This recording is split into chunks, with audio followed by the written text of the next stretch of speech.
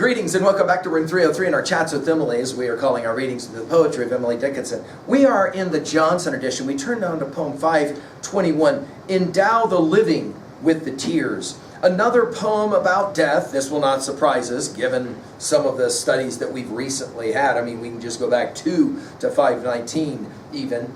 Our assumptions are that you've been following our stuff at learnstrong.net. Down that left-hand side, Chats with Emily is our playlist. I'm hopeful that you've worked through our set of introductory comments. I'm hopeful that you worked through already our previous 520 points. We just finished with 520. I started early. And if you have, then you can place a poem like this within your study. Here we have another comparison poem. In this, the comparison is between the living and the dead.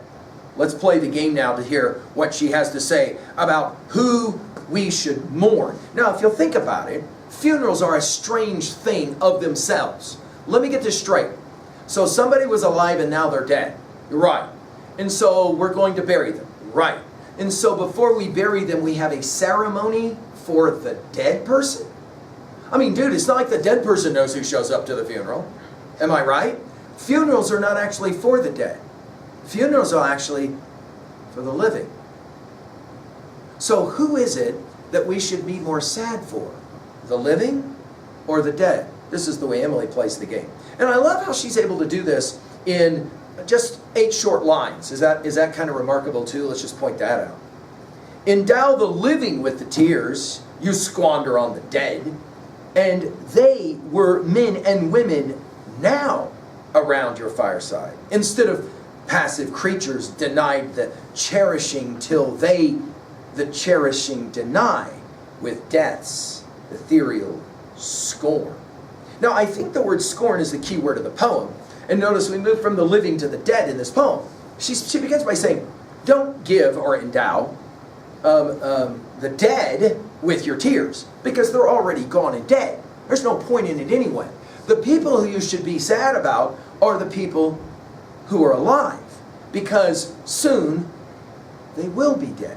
They will go to the van, as we have said. They were teaching this to you as a child when you were swinging at the park and didn't want to leave. You wanted to keep swinging. No, honey, you got to go to the van. I don't want to go to the van. No, everybody has to go to the van. See, they were teaching this idea to you at a very young age, that you only get to live for a short period of time, and then, sadly, you got to go to the van. So she says, don't be sad for the people who've already gone to the van. They're already dead and gone. The ones you should be sad for are the ones who are swinging, but knowing that they have to go to the van, right?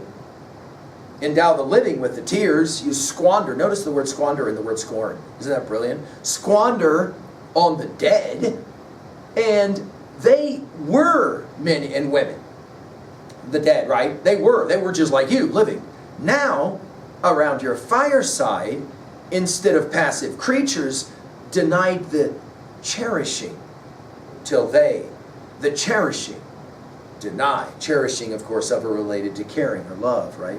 With death's, notice back to the second line with dead, ethereal scorn. In other words, what's the point that she's making here? She says, there's no reason to lament the past, the dead. If you're going to be sad, scornful, it's for those of us who are still alive, who have to go on trying to live beyond those who have died. And that obviously is very difficult to do. Consider the fact that Emily writes a poem like this during the American Civil War, when so many people are lost, so many people die. At 2b, the word choice is here remarkable, like the word scorn. At 3a, I can't help but think of Dante's Divine Commedia.